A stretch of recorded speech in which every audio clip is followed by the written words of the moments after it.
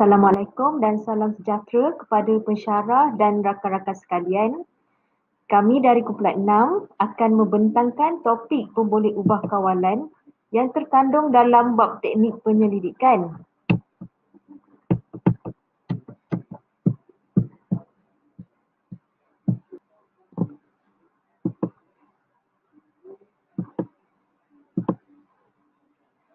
Definisi pemboleh ubah kawalan.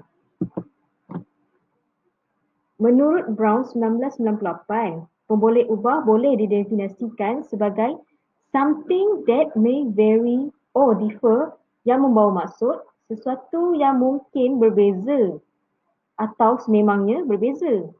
Menurut Davis 1998, beliau mendefinisikan pemboleh ubah sebagai is simply symbol or a concept that can assume any one of a set of values, yang membawa maksud ia merupakan simbol atau konsep yang dapat mengandaikan salah satu set nilai.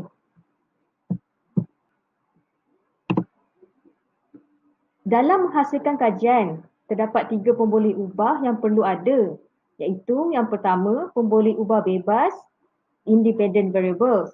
Kedua, pemboleh ubah bersandar dipanggil sebagai dependent variable, dan yang ketiga, pemboleh ubah kawalan dipanggil sebagai control variable.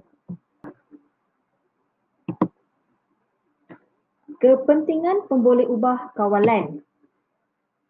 Pemboleh ubah kawalan amat penting kerana ia boleh memberi kesan yang besar kepada keputusan eksperimen. Selain itu, kurangnya kesedaran terhadap pemboleh ubah kawalan boleh membawa kepada keputusan yang rosak ataupun dipanggil sebagai pemboleh ubah membaurkan. Pemboleh ubah kawalan tidak dibenarkan sama sekali diubah. Jika pemboleh ubah kawalan berubah semasa kajian dijalankan, ia boleh membatalkan korelasi di antara pemboleh ubah bersandar dan bebas. Dengan menyatakan pemboleh ubah kawalan, ia lebih mudah untuk menghasilkan semula percubaan eksperimen dan untuk mewujudkan hubungan di antara pemboleh ubah bersandar dan bebas. Bagi sebarang eksperimen, senarai pemboleh ubah kawalan yang relevan adalah besar, lebih daripada yang biasa. Masalahnya adalah pemboleh ubah sedemikian mempunyai potensi kesan bagi pemboleh ubah bersandar yang bergantung kepada pemboleh ubah bebas. Kesan yang diberikan pula tidak sistematik. Kadang-kala kesan itu menyebabkan pembaikan dan sesetengah kesan itu tidak dapat diukur. Akhir sekali, pemboleh ubah kawalan sangat penting untuk mendapatkan kesimpulan yang berguna dari data eksperimen. Dalam topik ini, kami akan memberikan 3 contoh pemboleh ubah kawalan supaya anda boleh faham dengan jelas apa yang dimaksudkan dengan pemboleh ubah kawalan. Jadi, contoh pertama pemboleh ubah kawalan adalah mengenai kajian perhubungan antara jumlah jam pemandu tidur terhadap prestasi ujian memandu. Kajian eksperimen ini mengkaji hubungan antara jumlah jam pemandu tidur terhadap prestasi ujian memandu yang melibatkan 3 set kumpulan responden berdasarkan jumlah jam responden tidur malam sebelum ujian memandu dijalankan. Satu set kumpulan terdiri daripada 20 orang responden. Set kumpulan pertama dibenarkan untuk mendapatkan tidur yang mencukupi, iaitu 8 jam. Set kumpulan kedua hanya dibenarkan tidur selama 4 jam sahaja. Set kumpulan ketiga pula tidak dibenarkan tidur langsung sepanjang malam. Oleh itu, pemboleh ubah kawalan di dalam eksperimen ini ialah jumlah jam ujian yang dijalankan, lokasi ujian memandu dijalankan, jenis ujian atau simulasi yang dijalankan, umur responden. Ketiga-tiga pemboleh ubah kawalan ini adalah sama dan terkawal bagi memastikan dapatan kajian yang diperolehi adalah adil dan tidak ralat. Bagi pemboleh ubah kawalan yang keempat, iaitu umur responden, adalah kerana umur pemandu turut mempengaruhi prestasi ujian memandu. Oleh itu, pengkaji mengambil lingkungan umur yang sama bagi memastikan dapatan kajian yang diperolehi tidak ralat dan mempunyai kebolehpercayaan yang tinggi.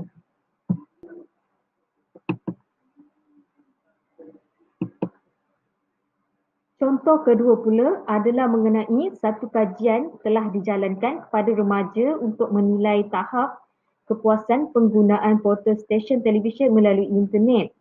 Kepentingan kajian ini bertujuan melihat fenomena cara penontonan golongan remaja menggunakan medium portal stesen televisyen melalui internet. Golongan sasaran remaja dipilih dalam kajian ini disebabkan sifat golongan tersebut yang lebih dekat dengan dunia cyber dan terbiasa dengan penggunaan internet dalam kehidupan seharian. Reka bentuk kajian ini menggunakan kaedah eksperimen yang melibatkan 100 orang responden daripada pelajar Universiti Kebangsaan Malaysia, daripada pelbagai fakulti dan latar belakang demografi serta tahap penggunaan media yang berbeza. Lokasi kajian dipilih berdasarkan faktor persekitaran di mana pelajar mudah mengakses internet di universiti. Terdapat dua set borang kaji selidik yang digunakan dalam kajian ini, iaitu borang kaji selidik 1 mengandungi bahagian A, iaitu latar belakang responden, dan bahagian B pula adalah tentang kepuasan dicari, manakala borang kajian selidik 2 mengandungi bahagian C, iaitu kepuasan yang diperoleh. Prosedur eksperimen ini melibatkan 3 peringkat utama, iaitu proses pengambilan responden, proses pembahagian peserta mengikut 2 kumpulan dan proses menjalankan eksperimen. Pertama, responden telah dipilih dalam kalangan pelajar semester ketiga yang mengikuti kursus wajib universiti di UKM pada sesi akademik 2009-2010. Kemudian responden dibahagikan kepada 2 kumpulan secara rawak, iaitu kumpulan portal stesen RTM dan TV3. Seterusnya, eksperimen dijalankan di 2 buah makmal komputer berasingan di mana responden tidak tahu portal stesen yang akan dilayari oleh mereka. Setelah selesai menjawab soalan borang kaji selidik 1, responden akan melayari portal televisyen mengikut kumpulan masing-masing selama 1 jam. Setelah responden selesai melayari portal berkenaan, mereka akan diberi pula borang kaji selidik 2 untuk menilai kepuasan yang diperoleh. Pemboleh ubah kawalan di dalam kajian ini adalah kajian dan juga tempoh masa 1 jam yang diberikan kepada kedua-dua kumpulan responden untuk melayari portal televisyen. Tempat kajian dilakukan di makmal komputer yang punya akses internet yang baik bagi mengelakkan masalah capaian internet terputus semasa kejadian dijalankan dan mengakibatkan responden tidak dapat menjawab soal selidik dengan efektif. Tempoh masa yang diberikan kepada kedua-dua kumpulan responden untuk melayari portal televisyen perlu sama supaya perbandingan 2 kumpulan dapat dilakukan dengan adil melalui borang kaji selidik 2. Kita pergi pula kepada contoh yang ketiga. Contoh yang ketiga pula adalah kajian tentang keberkesanan pendekatan tutorial berbantu komputer ke atas pencapaian prestasi sains di kalangan pelajar tingkatan 2. Kajian ini untuk menentukan sejauh mana keberkesanan pendekatan tutorial berbantu komputer dalam pengajaran dan pembelajaran mata pelajaran sains ke atas pencapaian prestasi pelajar tingkatan 2 di Sekolah Menengah Kebangsaan Bandar Baru Sultan Sulaiman, Pelabuhan Kelang, Selangor. Kajian ini menggunakan 64 responden yang terbagi kepada 2 kumpulan. Kumpulan 1 adalah kumpulan yang diajar menggunakan pendekatan tutorial berbantu komputer. Kumpulan 2 pula merupakan kumpulan diajar menggunakan pendekatan tradisional. Kajian ini dijalankan selama 4 minggu. Jadi, apakah pemboleh ubah kawalan dalam kajian ini? Di awal topik tadi sudah diterangkan pemboleh ubah kawalan adalah apa-apa perkara yang ditetapkan atau sama supaya tidak mempengaruhi keputusan eksperimen. Dalam kajian ini, pemilihan sampel terdiri daripada responden yang berada pada tahap pencapaian sains yang hampir sama. Hal ini dikenal pasti hasil daripada keputusan peperiksaan UPSR bagi mata pelajaran sains. Selain itu, min ujian pra kedua-dua kumpulan telah dianalisis untuk melihat bahawa tiada perbezaan yang signifikan dari segi kebolehan sains para pelajar sebelum kajian dijalankan. Maka itu saja pembentangan topik dari kumpulan kami. Sekian, terima kasih.